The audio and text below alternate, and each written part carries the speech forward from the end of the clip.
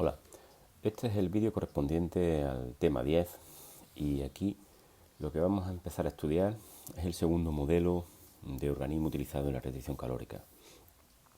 En este caso es el modelo de ratón. La cuestión principal es qué es exactamente lo que nos aporta este modelo con respecto a otros modelos inferiores como hemos estudiado antes, con el caso de Saccharomyces cerevisiae.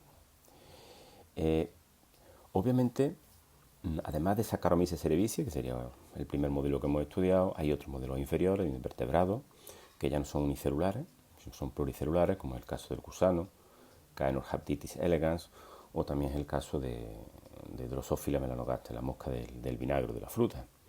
Estos modelos han sido muy importantes en el desarrollo de las teorías, de los conocimientos sobre la longevidad y el envejecimiento. Y ello debido a que estos modelos inferiores básicamente lo que nos aportan son el conocimiento de los mecanismos moleculares que subyacen a la restricción calórica y al envejecimiento. Por eso son muy importantes, debido a sus características, digamos, de genética fundamentalmente y bioquímica. Sin embargo, los modelos superiores, como es el caso de los primates, donde está incluido evidentemente el Homo sapiens, obviamente estos nos aportan una serie de aspectos fisiológicos y también epidemiológicos que obviamente no podemos obtener de los modelos inferiores. Este hueco que hay entre estos tipos de modelos inferiores y superiores está ocupado por el modelo de ratón, ya que el modelo de ratón, por un lado, nos permite analizar mecanismos moleculares que previamente se han estudiado en los modelos inferiores y asociándolos a modelos superiores, ya que el ratón realmente se puede considerar como un modelo superior, un modelo de vertebrado, con grandes parecidos, con grandes similitudes a los modelos superiores, obviamente humanos.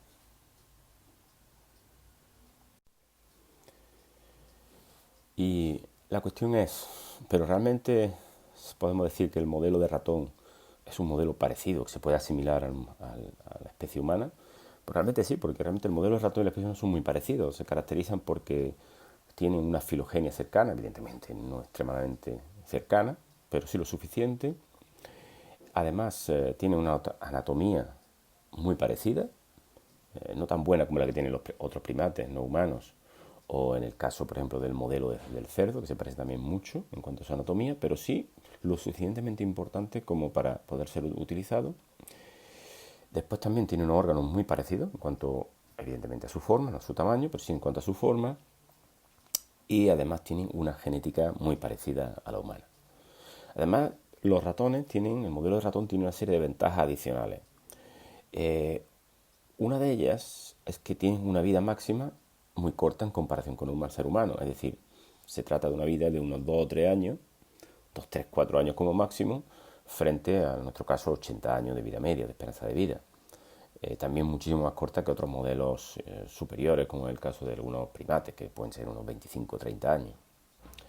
Además, se caracteriza porque los protocolos de restricción calórica que se utilizan para los ratones, evidentemente, son muy baratos en comparación con los humanos y otro modelo, que es el modelo de mono. Son protocolos relativamente simples, pero sobre todo muy baratos de llevar.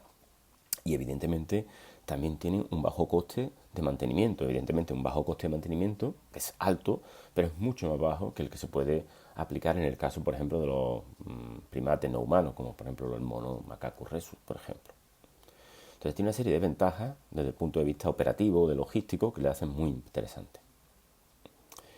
La cuestión es, ¿pero realmente la restricción calórica produce algún efecto en los ratones? Bueno, pues eso es muy importante a la hora de utilizarlo como modelo.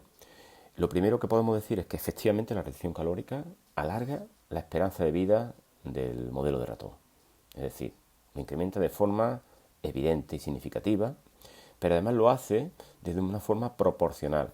Entre aproximadamente un 10% y un 40% de restricción calórica se produce un incremento proporcional de la longevidad. Antes no se produce porque el nivel de restricción calórica es muy bajo y después del 40% ya se entra en una fase, se pierde porque estamos hablando ya de un proceso de desnutrición. Además, el problema es que esta restricción calórica es variable. Tiene una gran variabilidad en los modelos estudiados de ratón. Y es debido por dos cuestiones fundamentales. Una, el sexo, no es igual para el macho que la hembra. Y una segunda es muy importante, que es que depende de la genética, es decir, existe una gran variabilidad genética, una gran variabilidad de la restricción calórica, de los efectos de la restricción calórica, dependiendo de la genética, de la variabilidad genética de la muestra. Y eso es muy importante, porque en ese caso se asemeja muchísimo a lo que ocurre con la especie humana, donde evidentemente hay una extremada y alta variabilidad genética entre los individuos de la población humana. Otra cuestión fundamental es que efectivamente mejora todos los parámetros de salud cardiovascular, como ocurre, como se ha demostrado, como veremos en el caso humano, todos los parámetros.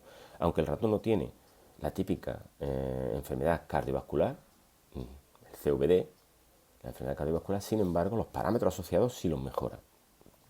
Otro elemento muy importante es que produce mejoras cognitivas en los ratones. En general, de forma así general, incrementa la memoria, el aprendizaje y la capacidad motora de los individuos. Y también tiene un efecto muy interesante, y es que también produce un bloqueo de los procesos de cáncer. Por tanto, podemos decir que efectivamente el ratón es un buen modelo para el estudio de los efectos de la restricción calórica en organismos superiores y asimilable evidentemente al modelo humano. ¿Cuáles son los mecanismos de la restricción calórica en ratones? Pues básicamente son muy similares a los que ocurren en otro tipo de vertebrados superiores, incluido el hombre. La restricción calórica produce una disminución de la concentración de nutrientes y eso hace que se bloquee la ruta de la insulino growth factor, como ya hemos visto en otros casos. Esto tiene como consecuencia que esta disminución de los nutrientes pues, no permite la activación de TOR, y la ruta de IGF tampoco produce la activación de TOR, que como ya sabéis, TOR es un factor de transcripción que está implicado en la respuesta de tipo anabólico, con un incremento de la proliferación celular y sobre todo de la síntesis de nuevas moléculas, sobre todo proteínas. Además también esta ruta de la IGF, al bloquearse, pues no permite el bloqueo de FOXO, que ya sabéis que FOXO es un factor de transcripción implicado en la respuesta al estrés. Además, la restricción calórica activa la adiponectina en el tejido adiposo blanco, que es un activador de MPK, que además también ya no se puede bloquear por incrementos, por digamos altas concentraciones de nutrientes. Y MPK también actúa bloqueando a TOR, que ni se activa por los nutrientes y además se bloquea por la presencia por la activación de MPK. MPK también tiene otras funciones, y una de ellas es activar SIRT1, y SIRT1 pues de nuevo activa FOXO, y también, o sea que amplifica la señal de FOXO y además también activa a PGC1 alfa, otro nuevo factor de transcripción implicado en la biogénesis mitocondrial. Además también SIRT1 bloquea a NF-κB beta. NF-κB beta es un factor de inflamación, de proinflamatorio, que viene producido, entre otras cosas, por la obesidad. Dado que la obesidad está controlada por la restricción calórica, pues ello disminuye la activación de NF-κB y que además se queda bloqueado por la sirtuina, por SIRT1. Por tanto, existe una serie de procesos, como son la inflamación o la autofagia, que son procesos negativos que de alguna forma acortan la longevidad, y otros procesos positivos, como son la estabilidad del ADN, la respuesta al estrés oxidativo en general, y la biogénesis mitocondrial, que son, digamos, procesos que incrementan la longevidad. Pues bien, TOR actúa sobre la autofagia, activándola. NF-κB, incrementa la inflamación. PGC1 alfa fomenta la biogénesis mitocondrial. SIRT1 activa la estabilidad del ADN y FOXO da una respuesta al estrés. ¿Qué ocurre? Que en su conjunto, respecto a la longevidad, todos estos procesos, inflamación, autofagia, que bloquean, son inactivados o bloqueados por la restricción calórica, y los procesos que activan o que incrementan la longevidad son activados por la restricción calórica. Es decir, la restricción calórica bloquea procesos negativos y activa procesos positivos. Hemos comentado previamente el problema de la variabilidad en cuanto a los efectos de la restricción calórica. Entonces la cuestión es, ¿cuáles son estos efectos y cómo se puede luchar contra ellos? ¿Cómo el modelo de ratón lucha contra ellos? Entonces el primero de ellos es la variabilidad genética. Esto es muy importante. Es muy importante porque realmente si nosotros utilizáramos solamente un tipo de ratón, un genotipo específico de ratón, multiplicando por n el número de individuos, obtendríamos evidentemente una fotografía de los procesos de restricción calórica sobre la longevidad, el efecto de la restricción calórica sobre la longevidad de un tipo concreto de genotipo. Pero el problema es que la sociedad humana, la población humana, está compuesta por millones de distintos tipos genéticos. Por tanto, la idea sería realmente intentar simular este mismo efecto en el caso de los estudios con ratones. Y para eso lo que se ha propuesto es la colección de colecciones de recombinantes que estudiaremos con más detalle en clase. El siguiente cuestión es la nutrición, es la variabilidad en cuanto a los distintos tipos, no solo ya de formas de aplicar la restricción calórica, sino de la composición del alimento que se le da a estos ratones. Entonces, en la actualidad lo que se tiende es al uso de dietas sintéticas que son muy reproducibles incluso entre laboratorios. Otro tercer elemento es la existencia de los grupos control. El grupo control normalmente es un grupo que se llama ad libitum, en el que el ratón come todo lo que quiere, cuando quiere.